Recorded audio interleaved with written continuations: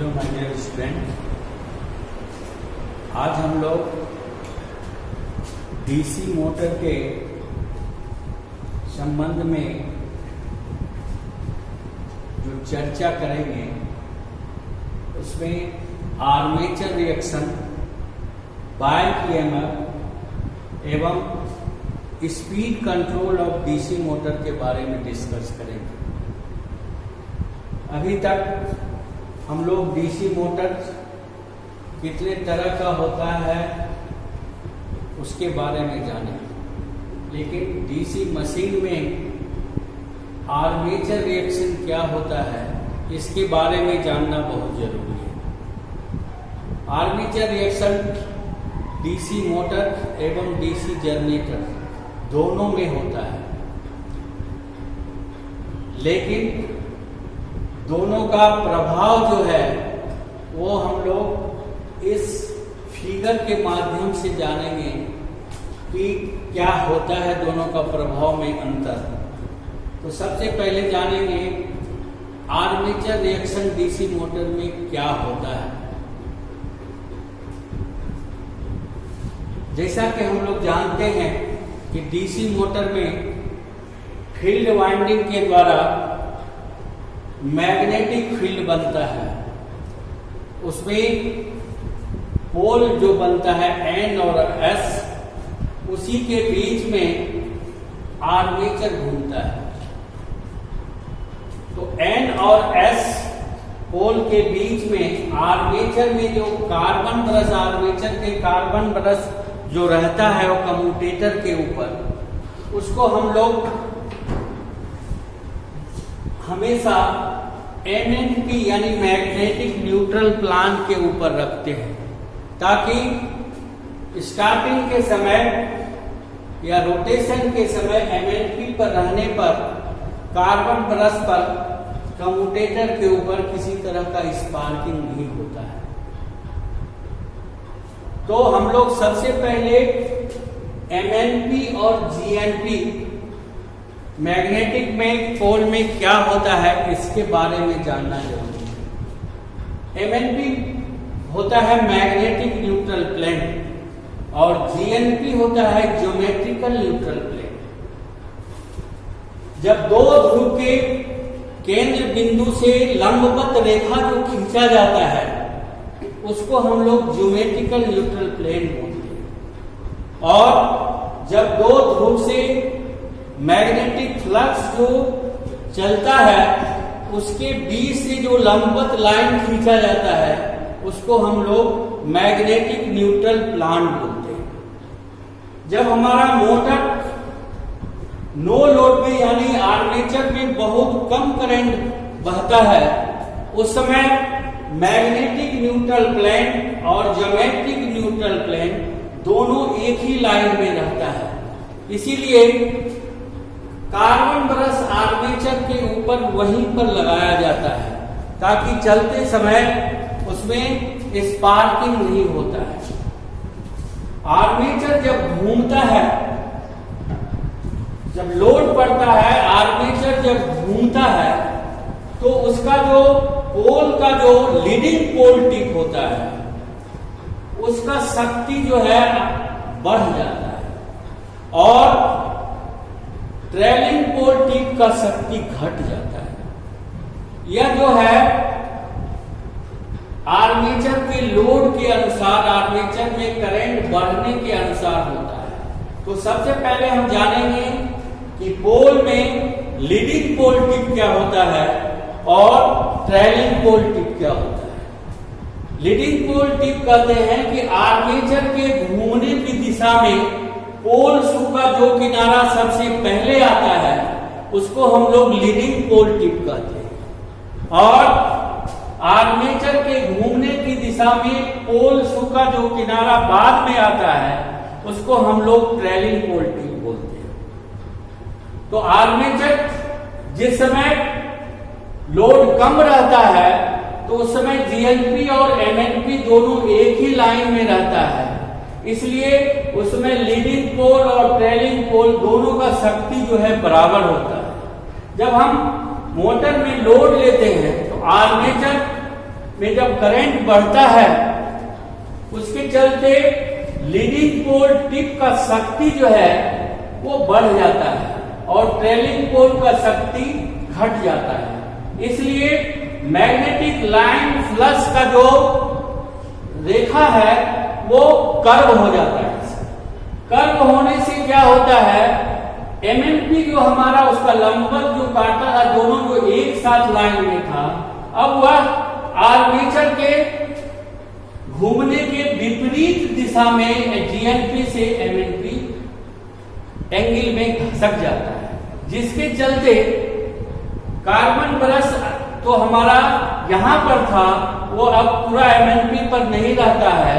इसके चलते carbon brush के ऊपर, कम्यूटेटर के ऊपर अधिक स्पार्किंग होने लगता है।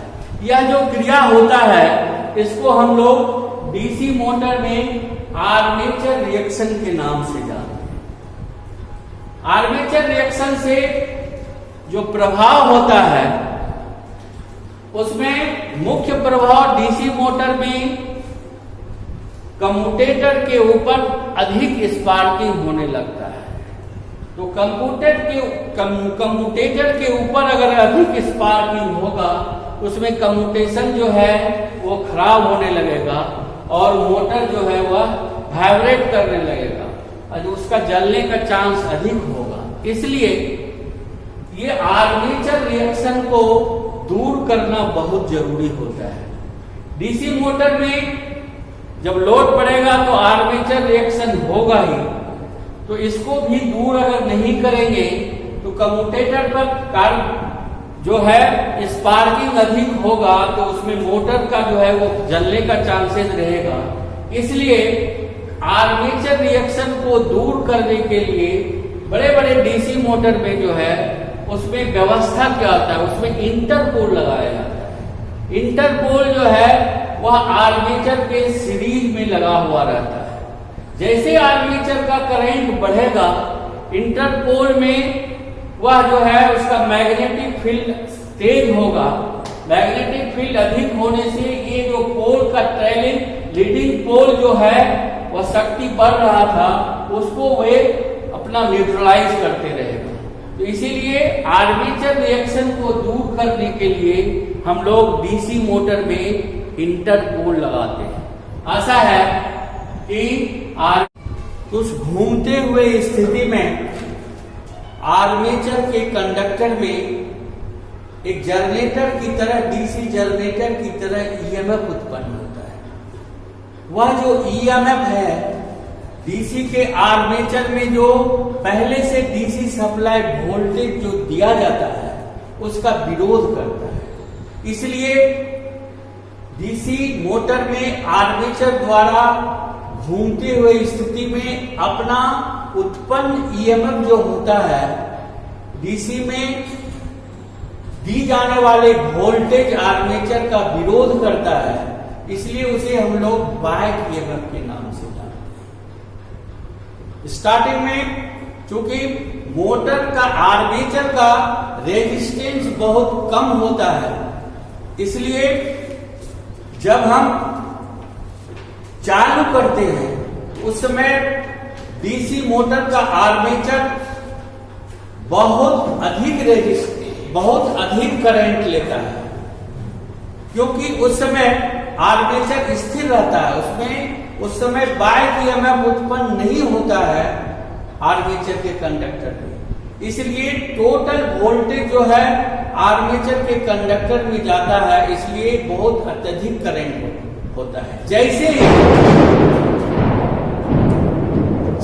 ही मोटर घूमने लग जाता है उस स्थिति में आर्मेचर चूंकि पहले से करंट लेता हुआ कंडक्टर है, वह जो है जनरेटर की तरह उसके कंडक्टर में भी अपना ईएमएफ उत्पन्न होता है जो दी जाने वाले वोल्टेज का विरोध करने लगता है। और वह जो है जैसे जैसे स्पीड बढ़ते जाता है बैक ईएमएफ का मान भी जो है बढ़ते चला जाता है और आर्मेचर का करंट जो है डीसी मोटर में वो कम होते चला जाता है। इसी को हम लोग बैक ईएमएफ के नाम से जानते हैं।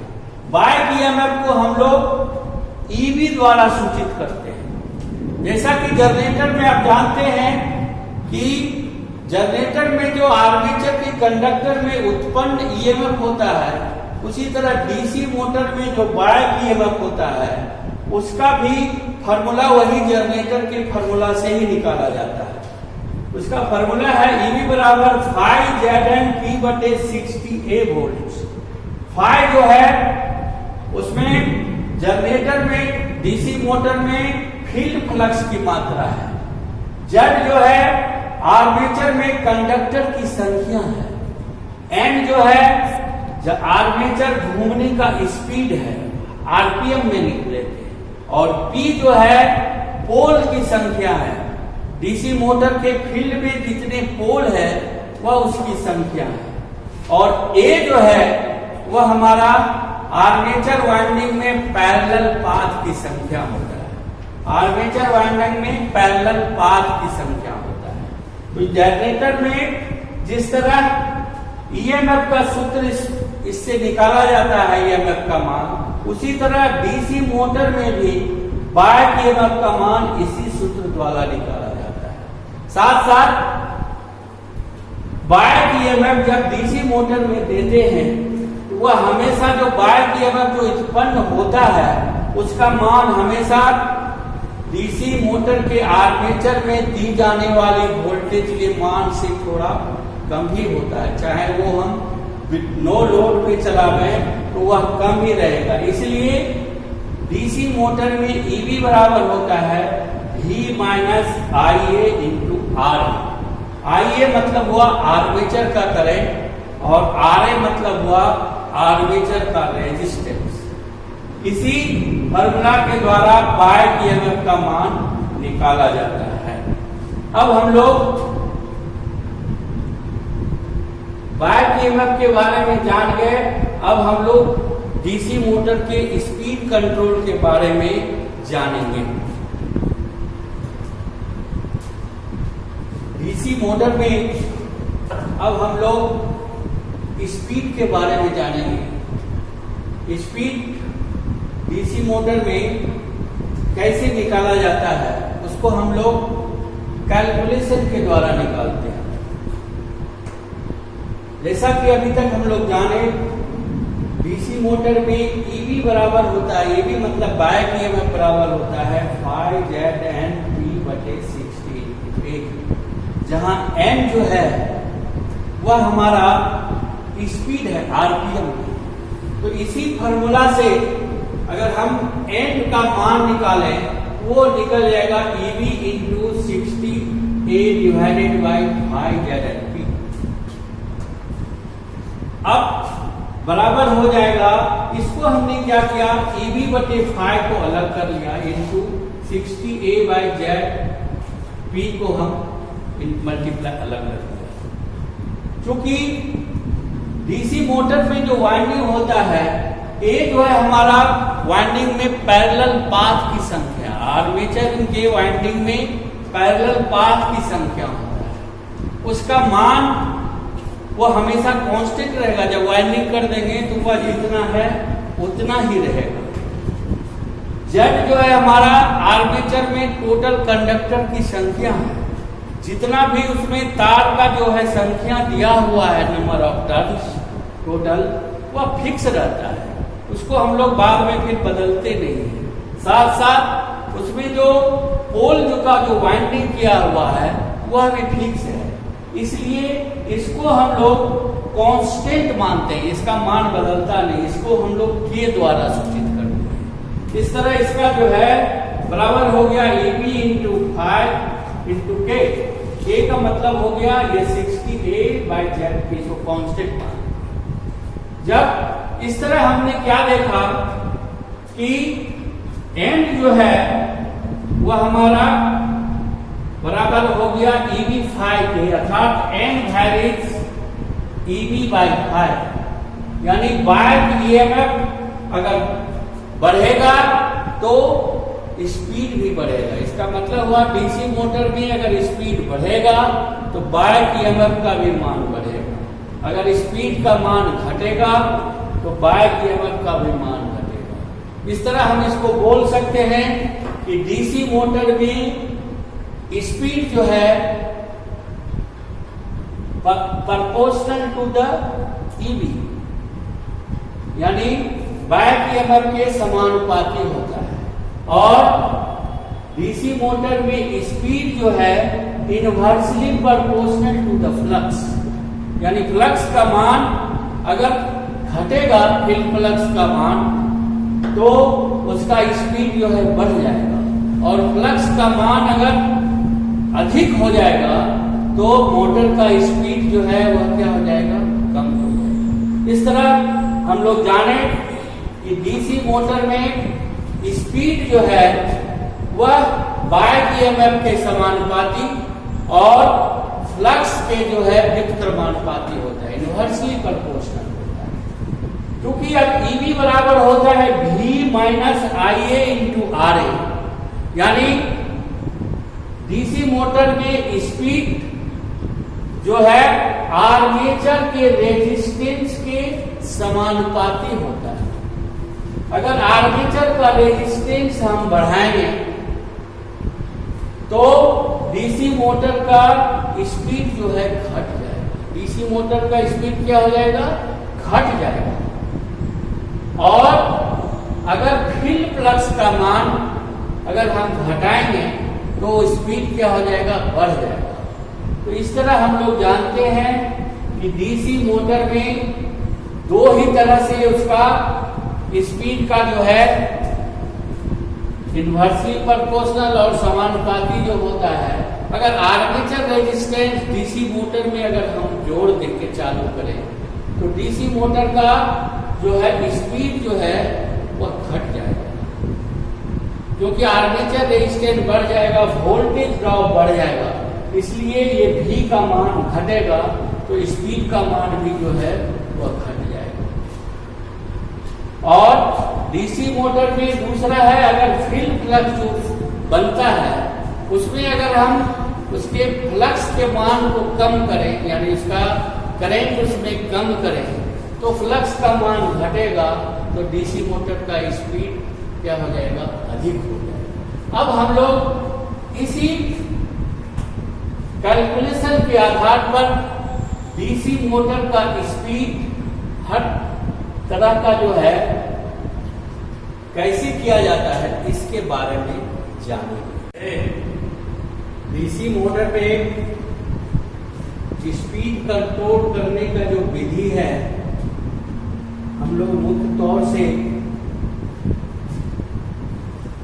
निम्नलिखित विधियां जानते हैं। पहला, armature resistance control method.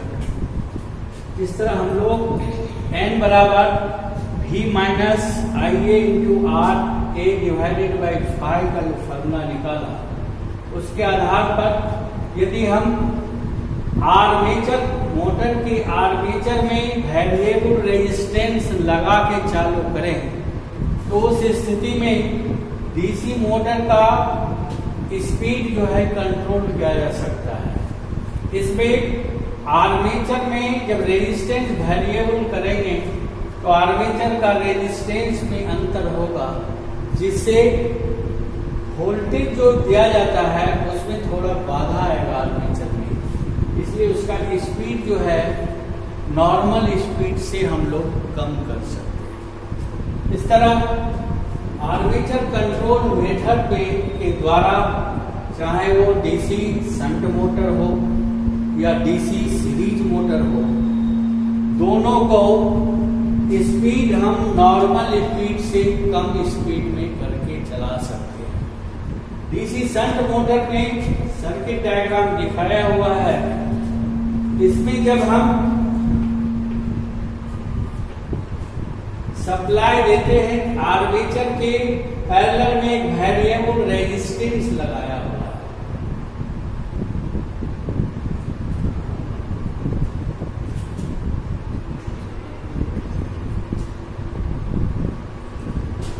Variable resistance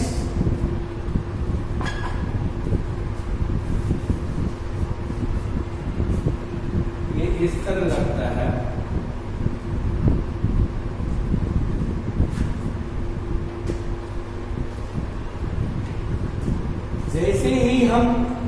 में सप्लाई देंगे तो आर्मेचर में वेरिएबल रेजिस्टेंस के द्वारा आर्मेचर का करंट को कम करेंगे। आर्मेचर का करंट कम होने से यानी आर्मेचर का रेजिस्टेंस में अंतर होगा तो वोल्टेज ड्रॉप जो है हमारा बढ़ जाएगा। वोल्टेज ड्रॉप जब बढ़ेगा तो इसमें जो है वोल्टेज ड्रॉप बढ़ने से आर्मेचर में जो वोल्टेज जाता था उसका मान कम हो जाएगा, जिसके चलते मोटर का स्पीड नॉर्मल स्पीड से कम हो जाएगा। इस तरह डीसी शंट मोटर में आर्मेचर रेजिस्टेंस कंट्रोल मेथड के द्वारा मोटर का स्पीड नॉर्मल स्पीड से कम किया जा सकता है। इससे हम इसके नॉर्मल स्पीड से इस मेथड के द्वारा यदि स्पीड को नॉर्मल स्पीड से अधिक स्पीड में करना चाहें तो यह विधि उसमें उपयोग नहीं हो सकता है। दूसरा है सीरीज मोटर, सर्किट डायग्राम दिखाया हुआ है। इसमें आर्मेचर के रेजिस्टेंस में जो है एक वेरिएबल रेजिस्टेंस लगा हुआ है। जैसे ही हम ये मोटर चालू करेंगे, अगर इसमें रेजिस्टेंस बढ़ाएंगे तो रेजिस्टेंस बढ़ाने से इस डीसी मोटर का स्पीड जो है वो घट जाएगा। लेकिन इसका स्पीड अगर नॉर्मल स्पीड से बढ़ाना चाहें तो इस रेजिस्टेंस वेरिएबल रेजिस्टेंस का मान हमारा नॉर्मल स्पीड से कम नहीं कर सकता है। इस तरह हम जाने कि वेरिएबल रेजिस्टेंस के द्वारा डीसी सीरीज मोटर का आर्मेचर में लगाने से इसका नॉर्मल स्पीड से हमेशा मान कम ही होता है, यानी हाई स्पीड से कम स्पीड में किया जा सकता है। दूसरा मेथड है फील्ड फ्लक्स कंट्रोल मेथड। जैसा कि हम जानते हैं कि डीसी मोटर में मेन फील्ड फ्लक्स का मान यदि कम होगा तो उस मोटर का स्पीड अधिक हो जाएगा, क्योंकि एन वैल्यू 1/5 के बराबर होता है। तो अगर हम फील्ड फ्लक्स को कंट्रोल करके डीसी मोटर को चलावें तो उस स्थिति में मोटर का स्पीड जो है नॉर्मल स्पीड से अधिक हो सकता है। तीसरा जो कनेक्शन है डीसी शंट मोटर का, फील्ड वाइंडिंग के सीरीज में वेरिएबल रेजिस्टेंस लगाया हुआ है। ये वेरिएबल रेजिस्टेंस का मान यदि बढ़ाएंगे रनिंग अवस्था में तो फील्ड वाइंडिंग में करंट कम होगा, जिसके चलते इसका मैग्नेटिक फ्लक्स का फाई का मान जो है कम हो जाएगा। कम होने से डीसी मोटर का आर्मेचर जो है पहले से अधिक स्पीड में घूमने लगेगा। अर्थात इस विधि के द्वारा डीसी शंट मोटर का स्पीड जो है नॉर्मल स्पीड से अधिक स्पीड में चलाया जा सकता है। दूसरा है सीरीज मोटर को भी हम जो है फील्ड वाइंडिंग के पैरेलल में वेरिएबल रेजिस्टेंस लगाया है।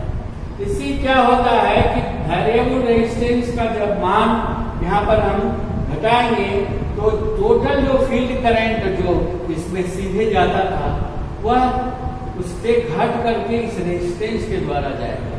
क्योंकि इसका मान, फील्ड का मान पहले से घट जाएगा, करंट का मान, इसलिए फ्लक्स का मान कम हो जाएगा और मोटर का स्पीड जो है नॉर्मल स्पीड से अधिक स्पीड में आ जाएगा। तीसरा है यही सीरीज मोटर का आर्मेचर का और फील्ड वाइंडिंग सीरीज में जुटा हुआ रहता है। इस फील्ड वाइंडिंग में ही कुछ टर्न पर टैपिंग किया हुआ रहता है। उस टैपिंग के द्वारा हम इसके फील्ड वाइंडिंग का टर्न जो है कम कर देंगे रनिंग अवस्था में, तो फ्लक्स का मान कम हो जाएगा और सीरीज मोटर जो है हाई स्पीड में नॉर्मल स्पीड से हाई स्पीड में चलते हैं। तो इस तरह का जो विधि है टैपिंग विधि, अधिकतर हम लोग इलेक्ट्रिक ट्रैक्शन वगैरह में जहां यूज करते हैं डीसी सीरीज मोटर, उसमें इस तरह का यूज करते हैं। डीसी सीरीज इस तरह हम लोग जाने कि आर्मेचर रेजिस्टेंस कंट्रोल के द्वारा डीसी मोटर का स्पीड नॉर्मल से कम स्पीड में कर सकते हैं। और फ्लक्स कंट्रोल मेथड के द्वारा इसमें जो है डीसी मोटर का स्पीड नॉर्मल स्पीड से अधिक स्पीड में चला जा सकता है। तीसरा विधि है armature voltage control method. Armature voltage control method में क्या होता है कि आर्मेचर में जो हम वोल्टेज जो डायरेक्ट अलग से देते हैं उसको अगर हम रनिंग अवस्था में अगर कम करें तो उसका स्पीड कम हो जाएगा। एकदम वोल्टेज अगर हम नहीं दें तो मोटर घूमना बंद कर देगा। अगर उसमें जो डीसी सप्लाई जो आर्मेचर में दे रहे थे यदि उसका मान पॉजिटिव नेगेटिव में कन्वर्ट कर दे, पहले जिसमें पॉजिटिव मिल रहा था अब उसमें नेगेटिव मिलने जाए तो, और नेगेटिव पहले जिसमें मिलता था उसमें पॉजिटिव मिल जाए तो उससे जो है उस मोटर का स्पीड भी जो है रोटेशन भी चेंज हो जाएगा। तो इस तरह आर्मेचर वोल्टेज कंट्रोल मेथड जो है हम लोग मुख्य रूप से जहां स्मूथ स्पीड कंट्रोल की आवश्यकता है वहां पर यूज करते हैं। हमारे इलेक्ट्रिकल में वाट लियोनार्ड नामक वैज्ञानिक ने 1891 ईस्वी में इस आर्मेचर वोल्टेज कंट्रोल मेथड के द्वारा डीसी मोटर का स्पीड कंट्रोल किया था, जो बहुत ही स्मूथली स्पीड कंट्रोल बिल्कुल स्पीड से नॉर्मल स्पीड से 0 में पुनः 0 से दूसरे डायरेक्शन में एंटी क्लॉक डायरेक्शन में भी 0 से हाई स्पीड और हाई स्पीड से 0 करके दिखाया था। इसलिए आज तक अधिकतर जहां स्मूथ स्पीड कंट्रोल है जैसे लिफ्ट, करंट, बड़े बड़े जहां पर हम लोग लिफ्ट वोल्टेज कंट्रोल करते हैं स्पीड कंट्रोल डीसी मोटर को हम लोग अधिकतर वाट लियोनार्ड सिस्टम से ही यूज करते हैं। इस तरह हम लोग जाने कि जितने भी डीसी मोटर के स्पीड कंट्रोल करने का जो विधि है उसमें सबसे विधि अच्छा आर्मेचर वोल्टेज कंट्रोल मेथड अर्थात वाट लियोनार्ड सिस्टम ही सबसे बेस्ट माना गया है। इस तरह आज हम लोग आर्मेचर रिएक्शन, बाइक ईएमएफ एवं speed control of DC motor के बारे में जाने। नेक्स्ट क्लास हम लोग अब इलेक्ट्रिक जनरेशन के बारे में